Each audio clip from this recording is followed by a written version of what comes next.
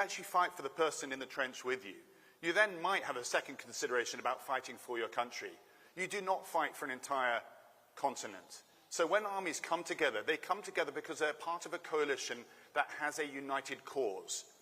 Please, please, it destroys any furtherment of the argument of Britain's involvement in the EU when I'm afraid this argument is put forward to say the answer to our security issues in Europe is an EU army. First of all, it isn't an army. An army is one part of our military force. And again, Helen mentioned on this, conduct of warfare, the character of warfare, is all about grey zone as well. So, sorry to push back on this, but it's a real frustration and hurts the argument of us having a stronger relationship with Europe. There's a lot more other things in Maslow's hierarchy of needs that we should be looking at with our re-engagement with Europe than an EU army. And I do apologise for being so strong about this, but I hear this so often. It's the first chance I had to push back. On China, China isn't going to start to go to war with us. Conflict will grow until the world is at war. Many conflicts, proxy wars, fires that are there that don't get put out. China delays what it can do 10 years from now if it can do it better rather than doing it today. But it's strengthening itself and it thinks strategically. So its grasp over minerals, for example, its grasp over the economic reach across the Commonwealth and so on, that's exactly what it does, thinking 10, 15 years ahead, rather than the British electorate and the British MPs that spend more time focusing on potholes than they do, I'm afraid, about long term. And I simply would add that the biggest thing which we could spend a long time talking about is Q-Day, is when quantum computing actually replaces the traditional computer. That race will be won or lost in the next 4 years. Whoever harnesses quantum first will be able to break cryptic, break our atomic codes, enter every single bank account. They will have absolute control over everything that's encrypted today. That's how good quantum is. And we are losing the race. China will beat us unless we have a Manhattan Project type approach of all our nations in the West working together to crack it. That's in 4 to 6 years' time. Helen, can I tempt you to tiptoe into the minefield of NEETs or asylum seekers being turned into professional soldiers? Thanks for that one, Sir Nick. I will just add something to advice. I'm completely in agreement with the European Army. It's just a no-go area, but there are lots of other things that we can be doing. Yes. So the joint operations piece, absolutely critical. Knowing how we actually work together, our command structure, how that works, how we actually talk to each other over the radio, just simple things like that. So the NATO exercises are absolutely critical, but also, really importantly, that we can actually be part of SAFE. So the European rearmament is absolutely critical that we can be part of that, so we can actually, as a European continent, be working together. On the NEETs bit, what I would say is there is every opportunity for every 16-plus-year-old at the moment to join as a reservist or the armed forces. You know, we're looking for more people to join the armed forces. You know, so I just encourage people if they want to. And we have a great training school in Harrogate, and there are lots of fantastic careers out there. You know, particularly in engineering. So you know, I think it is absolutely an option for people, for individuals, for young people to get involved. But the options are already out there, and they can join tomorrow if they wish to. Sir Jay, anything you'd like to chip in? I was going to take the political asylum question because I was one myself once upon a time. But, you know, I'm a member of the Conservative Party as well, and I think the political position of my party on the EU, I think, causes certain blindness. The political dogma goes against practicalities because we know, and you know, both former soldiers, I think you both know very well that there are already existing groupings in NATO that excludes the US, and a lot of those members are already, Nordic plus Germany plus UK, etc., Baltics, that they already happen to be members of the EU. So there are plenty of, I see theoretically, opportunity for, let's say, UK plus Germany plus the Baltics plus Sweden, Finland, Norway, pulling together and, you know, repelling an attack in one of the Baltic states if the US doesn't want to get involved. So already within NATO, there are already various regional groupings that can come as a sort of European army in a way. On the political asylum question, when I was myself asylum seeker in the early 90s, The system was that you couldn't work for 6 months, unfortunately. I don't know why the rules were. We were not interned. We lived in houses. I mean, there was one house with lots of families in it. I lived with Romanian refugees at the time. And my first job was in McDonald's. But at that time, I went and I stumbled upon a story, and I took it to the BBC Russian service, and they commissioned it, and I started freelancing, which put me in a very curious position of having to go to McDonald's, ask for a day off, and they say, you know, why? Oh, I'm freelancing for the BBC. There's a lot of curious glances in my direction. But, you know, the BBC Russian service was staffed by people who came through this political asylum route. And I find it curious that because of this populist narrative, the people, refugees who came who escaped from authoritarian regimes and came to seek their new life in a democratic country, in mother of parliaments, are seen as an enemy. There are plenty of opportunities, particularly now with this geopolitical urgency, you know, that we have to employ people and seek the ones that have maybe the expertise we need. Thank you very much. Let's have some more questions if there's an appetite. Yes, stick a group over here. The gentleman here put his hand up. Hi there. I'm a founding member of NAFO, and I'm just trying to understand why we are still having to fundraise for basic medical equipment and small arms for Ukraine. Interesting. And there was a lady behind us there, thank you. Good afternoon, Christina Mazur. I was born in Halifax in West Yorkshire. I'm the child of Polish parents. My father arrived here in 1947, having served in the Polish army.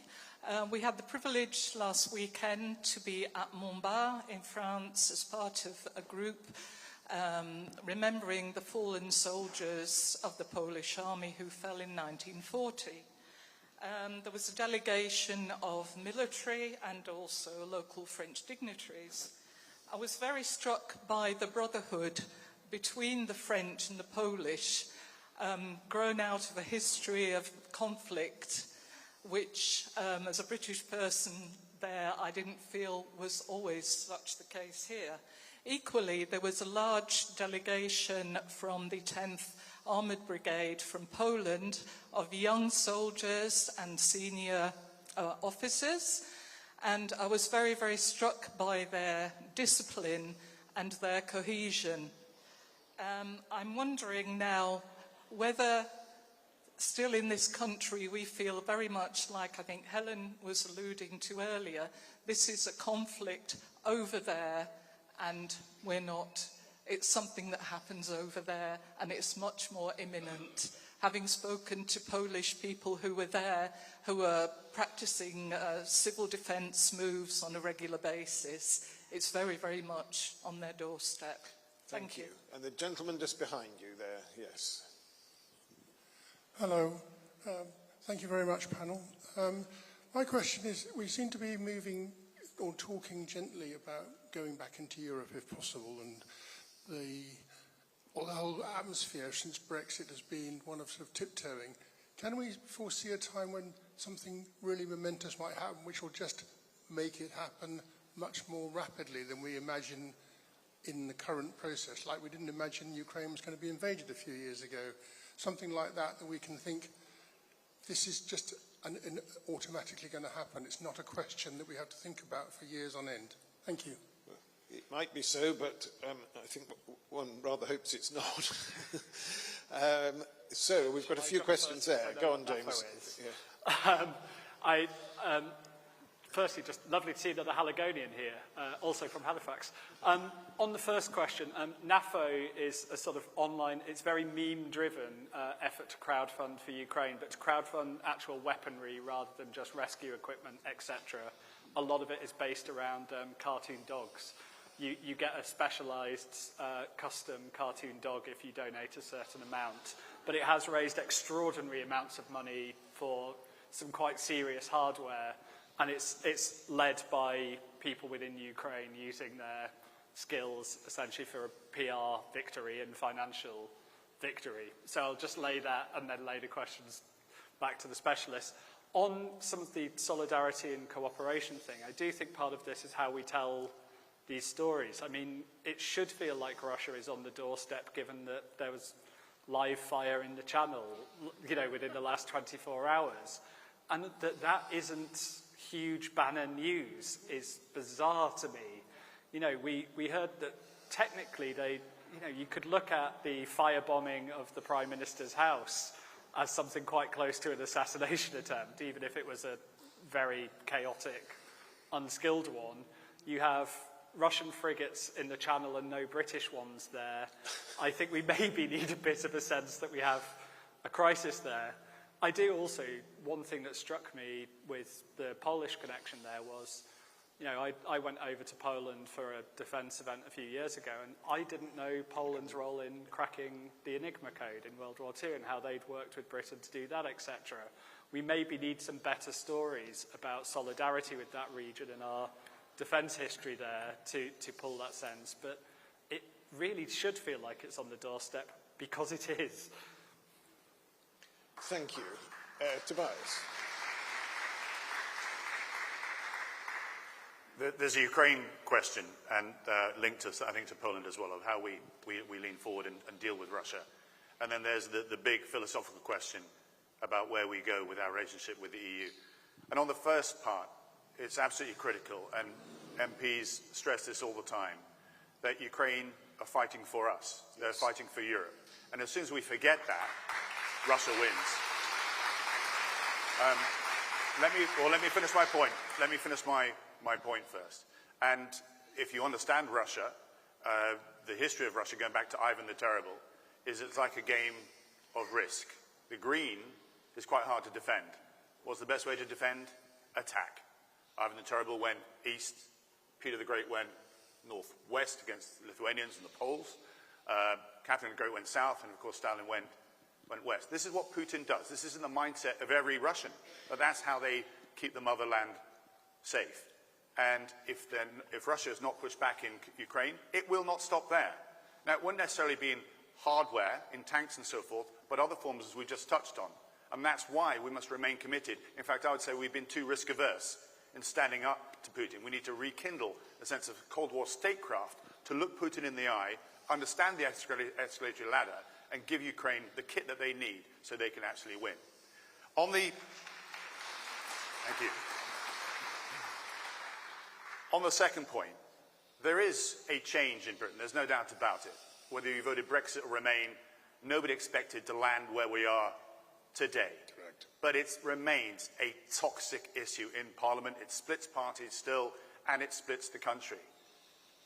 My view has always been, and I'm in alignment here with Nigel Farage, Boris Johnson, Dan Hannan, and David Frost, wanting to return to the single market. They campaigned for that, we forget this now, during the referendum, because they were aware how critical it would be to our economy, all the more so when we're talking about defence, where much of European defence is done on a continental basis. My humble suggestion is, rather than going for the full whack, which will just cause another rupture, is that this is done in a steady approach, that you have a clarity of where you want to go, and you take the nation with you. The youngsters, the young generation are already there. The idea that we leap back into the EU will be too much for many people, particularly MPs who have spoken up on the pedestal to say Brexit is the best thing since sliced bread. One of the hardest things for any MP to do is to put their hand up and say, yeah, I got it wrong. So my humble view, strategy, leadership, that's what needed here, not just random vision, which won't bite. Thank you. Thank you, Tobias. Now, you may notice that our numbers are swelling slightly. I'm pleased to reassure you this is not Russian intelligence, nor indeed Nigel Farage's stormtroopers come to disrupt us. It is, in fact, the relatively, by comparison, harmless Liberal Democrats, whose headquarters is just over the road. And I believe that they have an interest in an item to follow shortly, but we do still have a minute or two. Sergey, Helen, did you want to say anything on those? Yes, Helen? Yeah, absolutely. I think one of the things that I wanted to say is that we must never ever forget the support that the Poles gave us during World War II. And, you know, the Battle of Britain is often...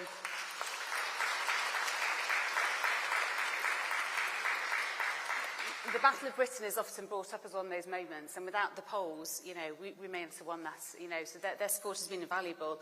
And I think the challenges for us here at the moment is, unlike the Poles, we don't see, or we don't visually see, Russia on our doorstep. They're seeing drone incursions into their territory, the same as Romania is seeing drone incursions into their territory. There's a very real threat on their doorstep, and they're feeling that the whole time, and that's why Polish and NATO jets were scrambled to get rid of those drones. But in addition to that, I mean, I was in Estonia quite recently, and when I was there, one of the things that I hadn't realised was that on a regular basis, the Russians are cutting the undersea cables, and as a result of that, you may have one of these monitors that's on your kitchen that shows you about your electricity bill, and whenever it's cut, then it suddenly goes up, and they stop using their washing machines, they stop using their dishwashers, because suddenly the cost of electricity has gone up, and the challenge is that we're not really feeling that right here, right now. And as my colleague here said, you know, because it's not been reported front and centre in the media about these Russian attacks, whether it's on the Prime Minister's home or anything else, or anything to do with the riots, we're not feeling it, and so we've got to be much more vocal about what's happening on our doorstep.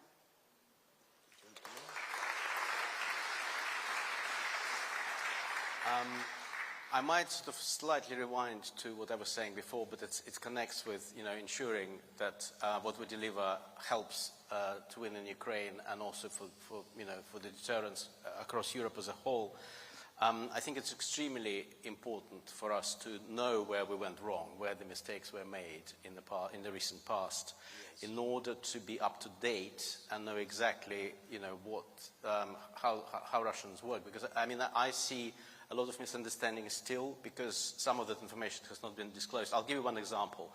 There's quite a prominent commentator on the left wing who is, an expert in manipulation, Russian manipulation, disinformation, and so on. And there's a sort of a tendency to say that when you look at the disinformation, to say that Russia is not really interested in supporting specific candidates, or specific parties, but to just support the extremes of the political spectrum, the extreme left, the extreme right, at the same time, to divide the opinion, but divide the nation. But what they don't understand is just the first step normally it's the first step in the Russian military strategy. When you soften up your enemy, you first divide the society, you remove the middle ground, and then when it comes to 50-50, then you do the focused campaign, the particular. It's just one example, but I think Matt here, who asked the question, I also wanted to say thank you very much for Matt's help to print a report that Open Britain recently produced on political interference. I contributed analysis to that report. We'll leave some in the outside, people can pick up. It's basically, if you remember, there was a Rycroft inquiry into the foreign political inquiry, which wasn't actually an inquiry, it was a regulatory review. They haven't really investigated much. But the report, you will see what are the questions which were still left unanswered and which need to be answered, hopefully as part of the inquiry, if it happens. Thank you very much. Well, Europe faces many problems, but the most immediate one is a lack of time, so I'm afraid I'm not going to be able to take any more questions, but I will just ask our four panellists for a very, very quick last thought, if there's anything they wish they'd said and haven't as yet done so. James? There's one to put you on the spot. No, I think we need to look as a continent and look together on cooperation. I think we need to look very practically and solidly. It's very easy to say we should have these grand strategic visions or we should rebuild from the ground up. I think take it step by step and get places. It is a travesty that we're not in SAFE and Canada is. What are the steps we can do today? What can get us to the destination? And I think it looks a lot more achievable and a lot less scary if we do that. Thank you. Helen? Yeah, I think talking is great, conversations, reports are fantastic, but ultimately we need to take action and we need to take a step forward.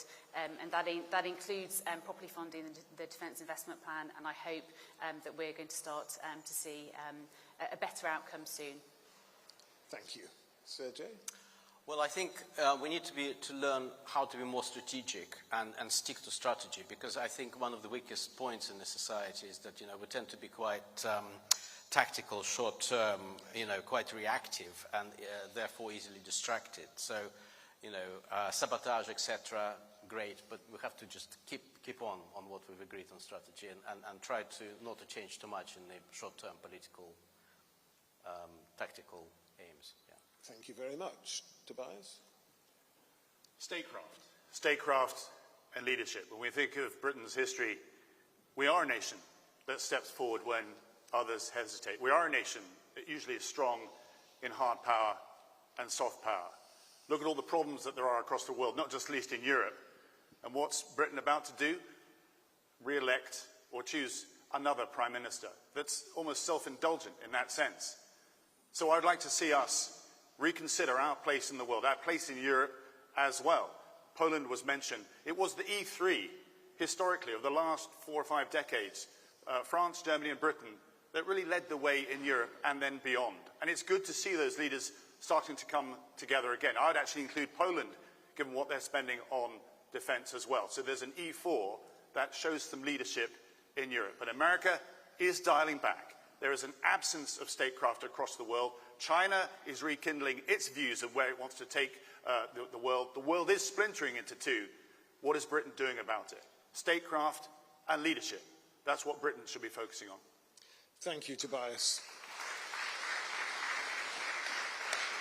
Well, in conclusion, the population of Europe, the GDP of Europe, even the number of uniformed armed service personnel in Europe are great enough that we shouldn't have difficulty deterring Russia and punching our weight in the world. But we're not doing that at the moment, and to echo Tobias, statecraft is really what we need, and we need it extremely quickly. My thanks to our distinguished panel. Thank you indeed for being with us, for sharing your different perspectives, and hopefully not frightening everybody too much within the widths of their lives. But ladies and gentlemen, please thank the panel.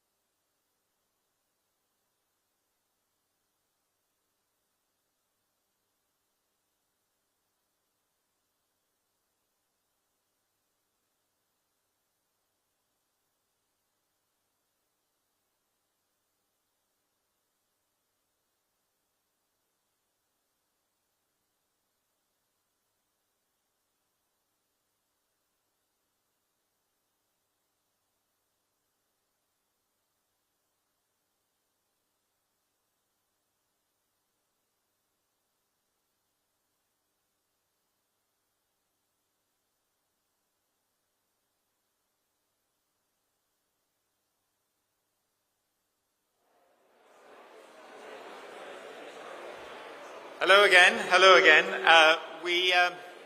Maybe you could take your seats for.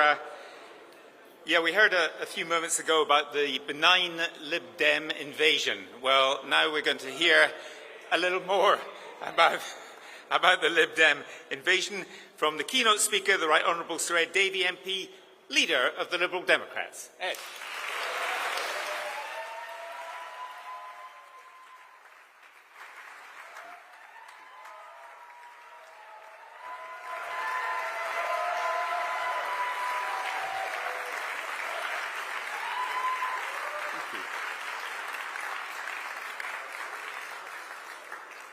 Good afternoon, friends. We meet at an extraordinary moment. Vladimir Putin is still waging war on our continent. Donald Trump's chaos in the Middle East goes on. And our government, our own government, is paralyzed by infighting, waiting for Makerfield to release them from their agony. And yet, despite all that, standing with you here today, I feel hope. And not just about England's chances against Croatia tonight, but hope about our country's future. Not hope because the path ahead is easy. It isn't. Not hope because everything will magically get better. It won't. But hope because finally, after 10 long, difficult years, I believe we can move on. We can finally fix the Brexit damage, end the Brexit chaos, and get our country back on track. Because the story the media won't tell you, as they fawn over the rise of Farage, as they hang on his every empty press conference, is that the country is with us. We hear it on the doorsteps, we see it in the polls, we feel it in our communities. People are fed up. They've had enough. Enough of the chaos in government, the queues at ports, the queues at airports, the bills that just keep on going up. They know the hard truth that most politicians won't admit. The Brexit experiment has failed.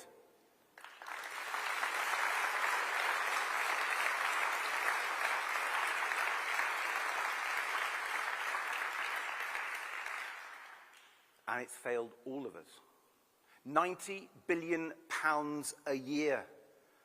That's how much it's costing us all as taxpayers. £90 billion every year. Gone. That's 250 million every single day.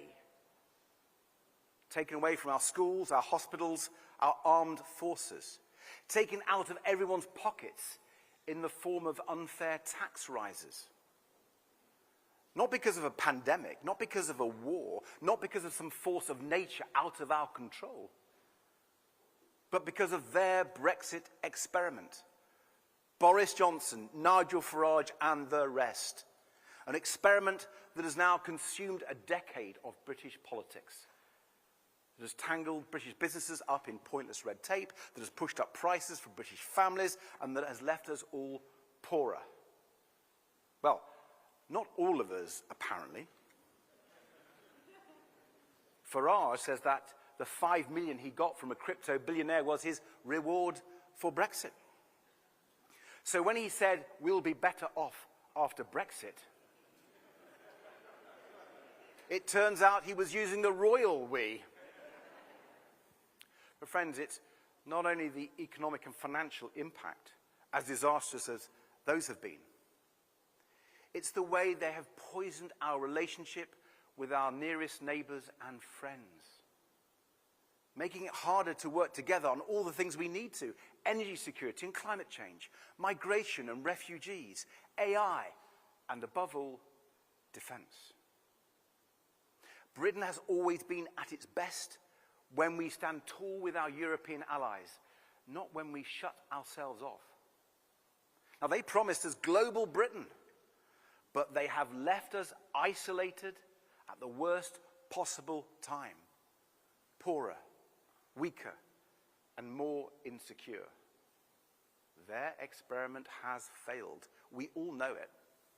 So it's time to move on. But what do they say? The ones who caused all this. The people responsible. Farage and the Conservative Party. They say tough. They say you can't move on. They say you can't question Britain's relationship with Europe now. You can't dare to suggest there might be a better way. Doesn't matter how bad it gets. Doesn't matter how much you're struggling. You just have to live with it. They say. We say no. We say Britain shouldn't have to live with a bad deal they've lumped us with. We say our country deserves far better than that. Theirs is old thinking. It's 2016 thinking. The world has changed dramatically since then. It's time for us to change too. It's time for us to move on, move forward. Just look around. Vladimir Putin is bombing schools and hospitals in Ukraine, murdering innocent civilians. He's testing NATO's resolve and setting his sights on the rest of Eastern Europe. He has shown that territorial conquest is not some relic of the distant past. It is happening now on European soil to our friends and our allies who share our values and our way of life. And Donald Trump, he's torching the world economy for fun with his tariffs and his trade wars and now his actual war with Iran. And he's ripping up the rules-based international order that generations of leaders, British leaders, American leaders, European leaders, painstakingly built after the Second World War. Trump's threatening NATO, emboldening Putin, and actively meddling in our democracies. And then there's China, increasingly using trade, supply chains, and strategic dependencies as instruments of geopolitical competition. And to add to all those political changes, there's the billionaire tech barons, taking more and more control of our lives and our jobs with their empires of AI and social media that no one nation can govern on its own. The assumptions we have all lived by for decades, that global trade would keep expanding, that international rules would broadly be respected, that our security would be underwritten by stable alliances, those assumptions no longer hold. The world has changed more rapidly than at any time since the end of the Cold War. And our politics must change too. Now, we obviously can't turn to those who wrecked it, Farage and the Conservatives. They only want to make things worse, even now pushing for Brexit 2.0 with their plans to rip up the European Convention on Human Rights. They would just rerun all the old arguments, forcing Britain to replay the last 10 years and over in a never-ending Brexit doom loop. But nor, I'm afraid, can we look to Labour. Labour who have failed to act with anything like the urgency this moment demands, who don't even seem to grasp the scale of the change we need in our relationship with Europe. Labour who still kept us hemmed into the red lines they set more than 5 years ago. No single market, no customs union. Red lines they set before Putin invaded Ukraine, before Trump returned to the White House. Red lines that were wrong then and are even more wrong now. The world has changed, and it's time to move on. We cannot be trapped by that old thinking anymore. We have to look to the future, not back to 2016, but to 2036 and beyond. And that's why we're all here today, isn't it?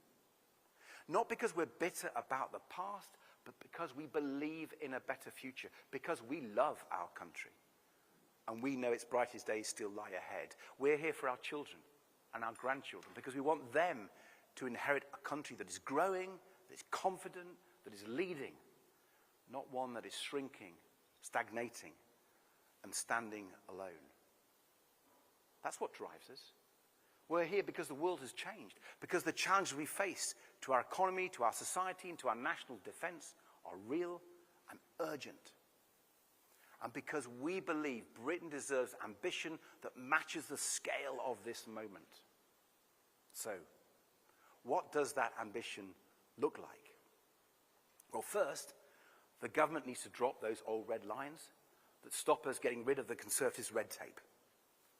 Those red lines are holding Britain back. They're hurting the British people, and they are playing into the hands of Farage and Reform.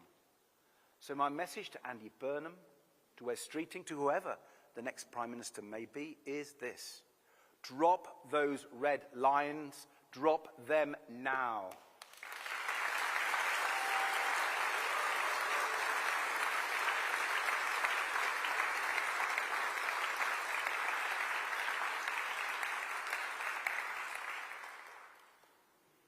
If we do, we can move on from the torpor and timidity that has marked out Labour's approach to Europe so far. We can put an end to the endless talk of a reset that so far seems to just mean saying no more politely than the Conservatives did. And we can get on with properly fixing our relationship with Europe for our economy, for our security, for our future. Our party has led that debate for years. Last year, days before Trump took office, we set out plans for the UK to join a new customs union with the EU. And today, I want to build on that and go further, much further. Today, we are calling for a new growth and defence partnership with the European Union. A bold...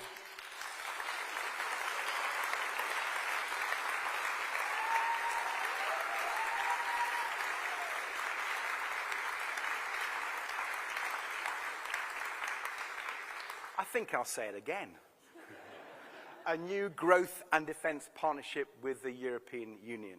A bold new deal that will make Britain richer, safer and stronger, including a customs union, but also, crucially, taking Britain back into the single market.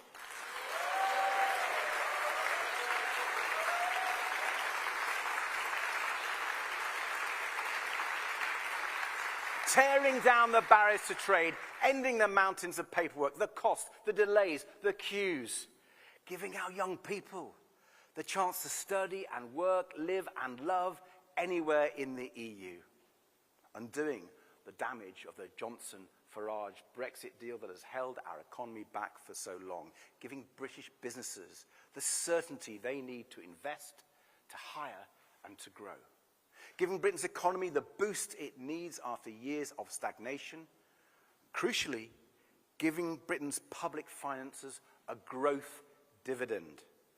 Tens of billions of pounds that we would use to cut the cost of living, to fix the NHS and to strengthen our armed forces.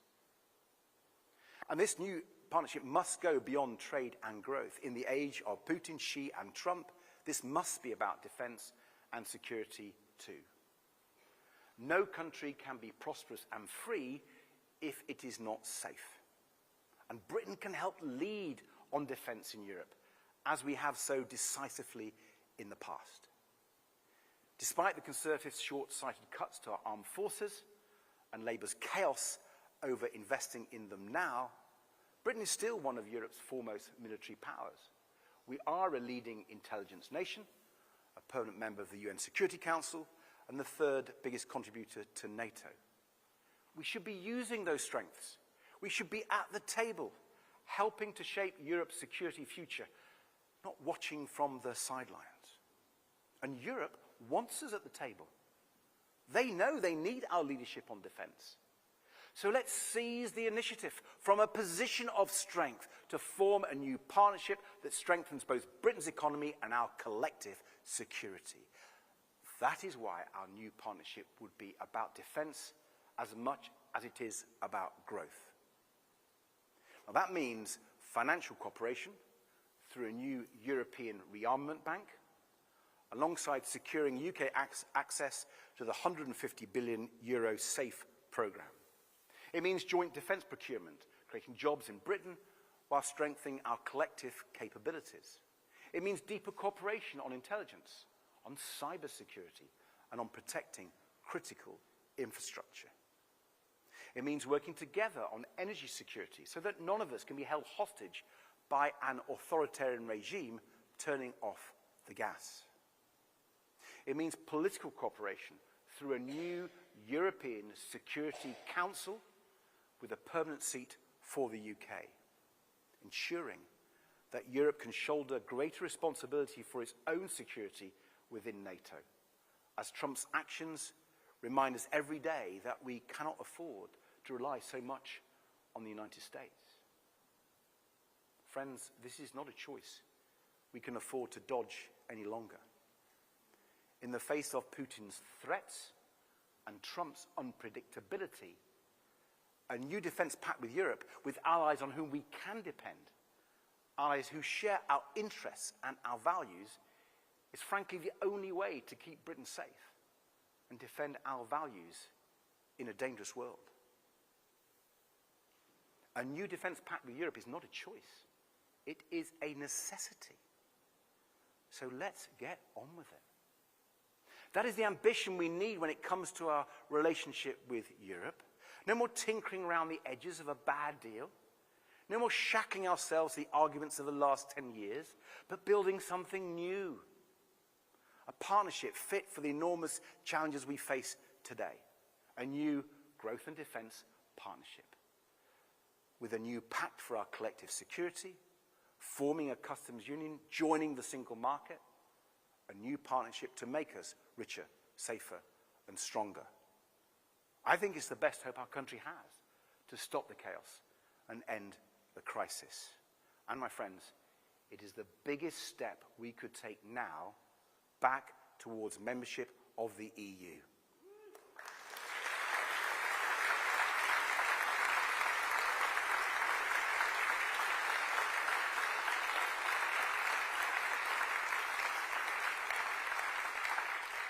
And there's another big step we need to take too. Defeating Nigel Farage and reform.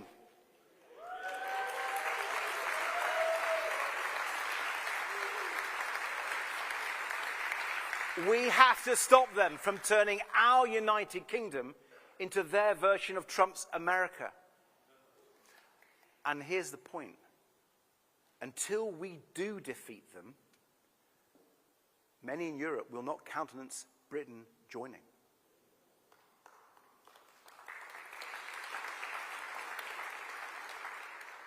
Let's remember why this matters. Why it's so crucial for Britain to be there at the heart of Europe, at the table with our nearest neighbours.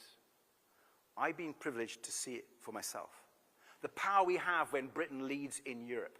When Vladimir Putin invaded Crimea in 2014, we recognised then that the way to defeat him would be to get Europe off its dependence on Russian oil and gas, to take away the money that was funding his aggression, to bankrupt the Russian war machine. So I led Britain's efforts to bring Europe together behind that common cause, and we succeeded. We wrote Europe's energy security strategy. Britain did that, sitting at the table, leading in Europe. We brought together governments more worried about action on energy security with those more worried about action on climate change, and by showing them that, in this case, they were the same thing. And Britain did that.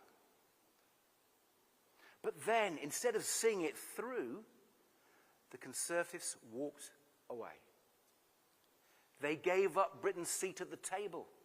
They locked us out of those discussions at the worst possible time. Just imagine where we could be now if Britain had continued to lead on energy security. Imagine how much weaker Putin would be now.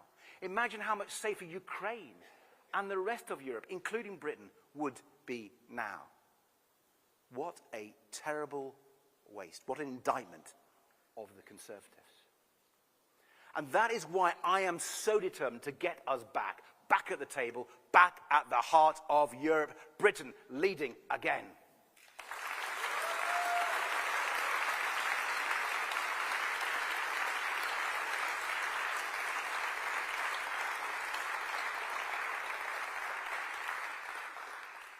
Now, I want to speak for a moment about the bigger picture, because our ambition is not limited to Europe alone.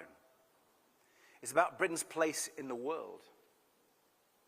The old assumption that trade, security, and prosperity could be treated as separate issues no longer holds. Supply chains can be disrupted. Energy can be weaponized. Economic security and national security are now inseparable. At a time when authoritarian powers are doing so much to undermine our security, democratic nations must work more closely together to enhance it. As Mark Carney said in Davos, middle powers must act together, because if we're not at the table, we're on the menu. He's right. Fixing our relationship with Europe is the essential foundation, but it's not the ceiling. The UK can be an incredible force for good when it stands tall on the world stage. Our history, our alliances, and our relationships across every continent gives a unique position for us to act as a bridge, not just between Europe and the US, but between Europe and the whole wider democratic world.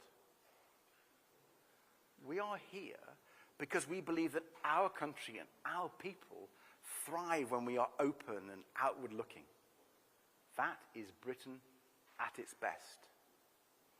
Not a small, inward-looking island clinging to the wreckage of a failed experiment, but a leader, a convening power, a country that helps shape the international order rather than being buffeted by it. That is the Britain we can be.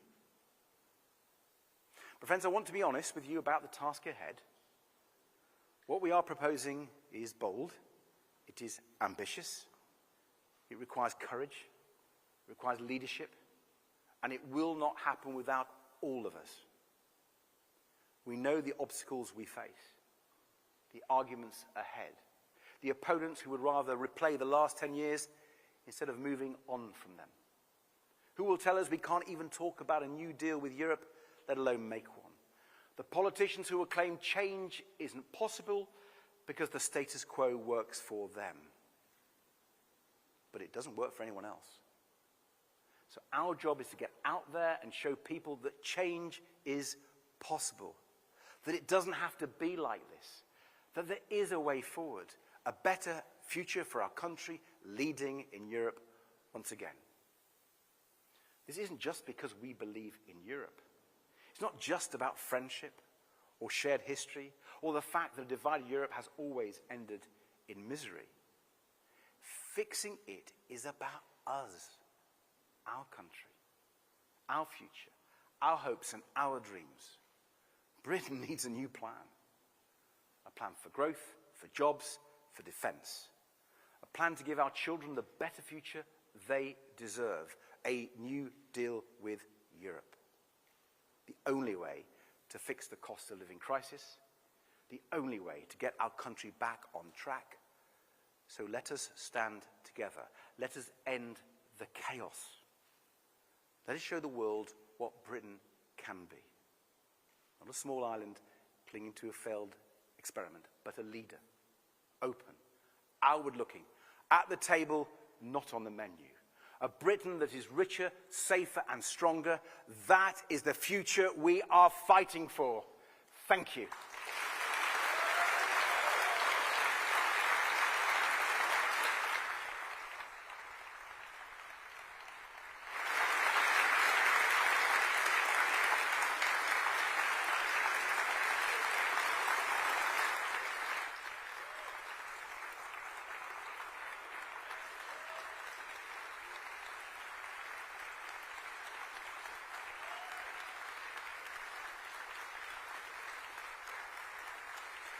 Thank you.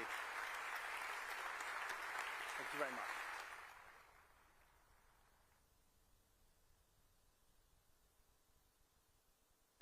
Hello, I'm Philip Rycroft, one-time Permanent Secretary at the Department for Exiting the EU. I hope you're having a good day. The world has changed in ways that were barely predictable back in 2016, and the promises of Brexit have proved a lot harder to deliver than they were to make.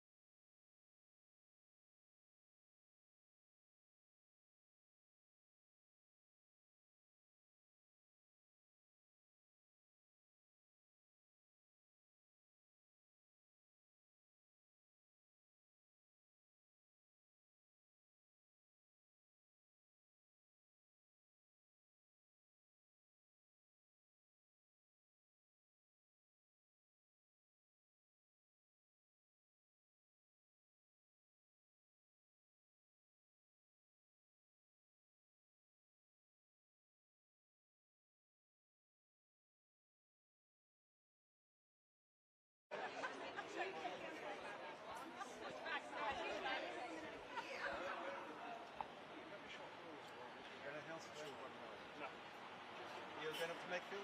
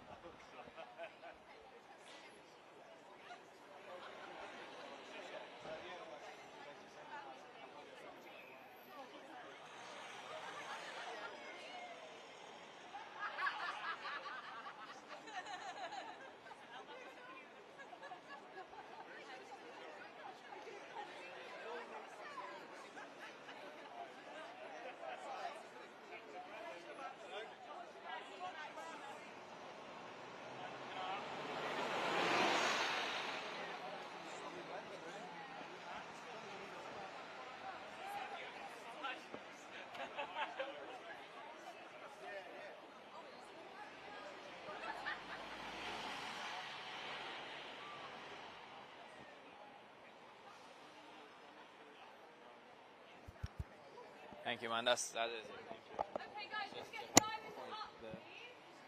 Thank you. Ed's going to come out in a minute, and he's going to come and say hello to everyone.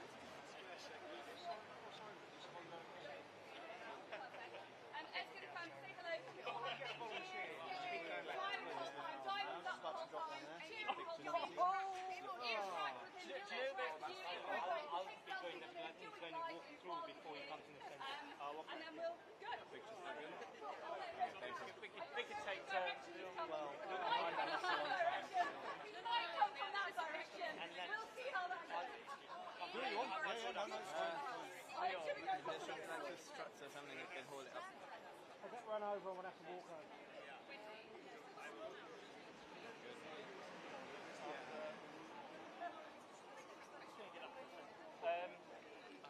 Whereabouts are you then? I had a quick look at it. It'll be fine to Unless I get run over.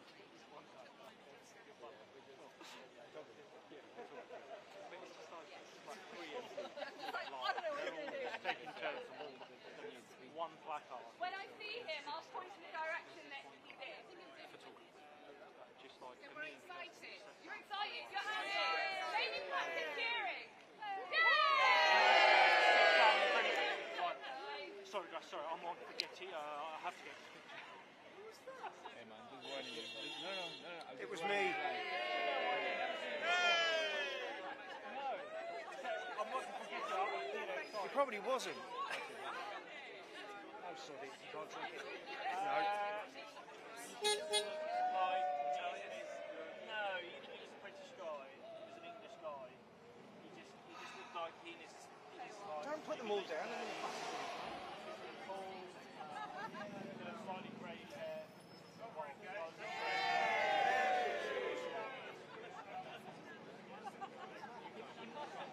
How many buses and coaches come through now as compared to before? Let's pick the wrong road. No.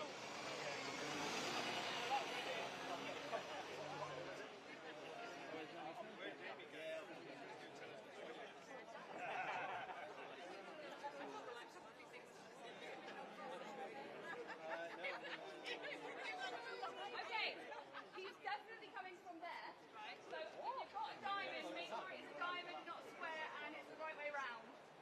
Just had to tell our policy guy Jack on that. He's being advised. I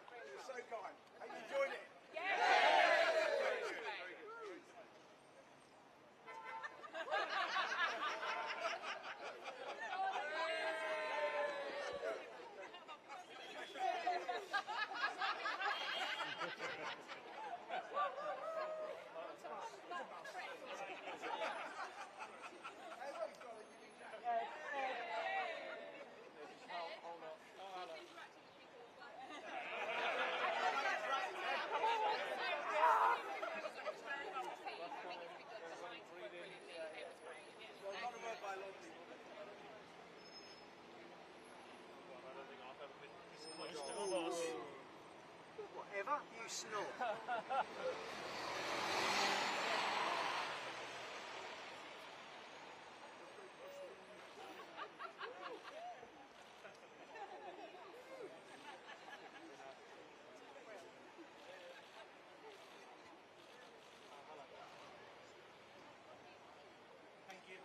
One more thumbs up. Give us another thumbs up.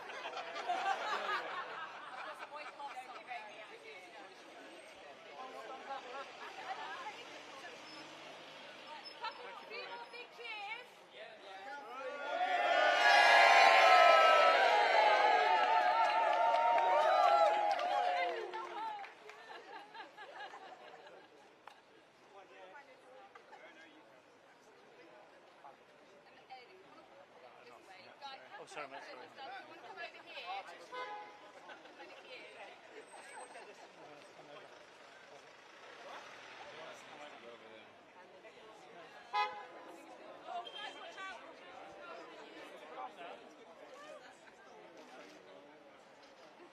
Thank you. It's a pleasure. I'm glad you liked it. Actually. Yeah, it is. Yeah, I've sent to the missus, see what she thinks.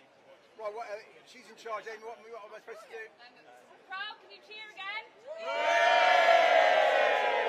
Let's make this way while they're cheering. Cheer again! Right. Back up the line and back down, then you jump.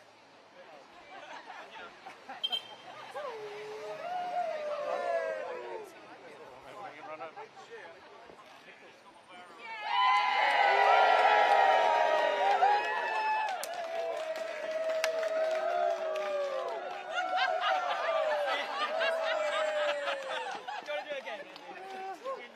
Okay, we good?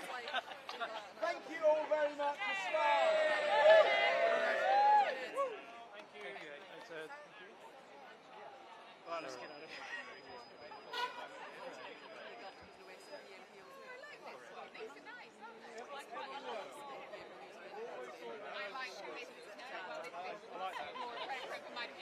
I'm definitely keeping it.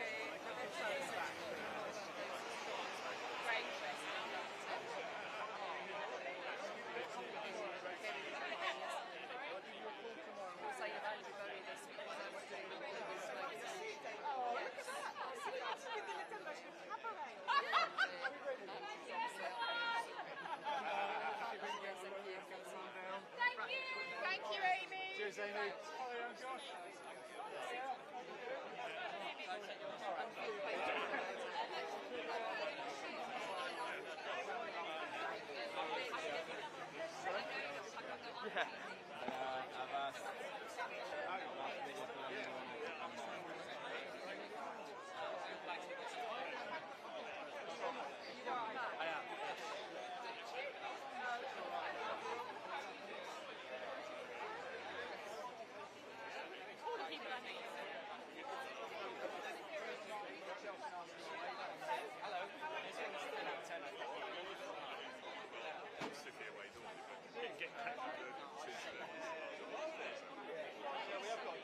They came up the second delay, this is the second.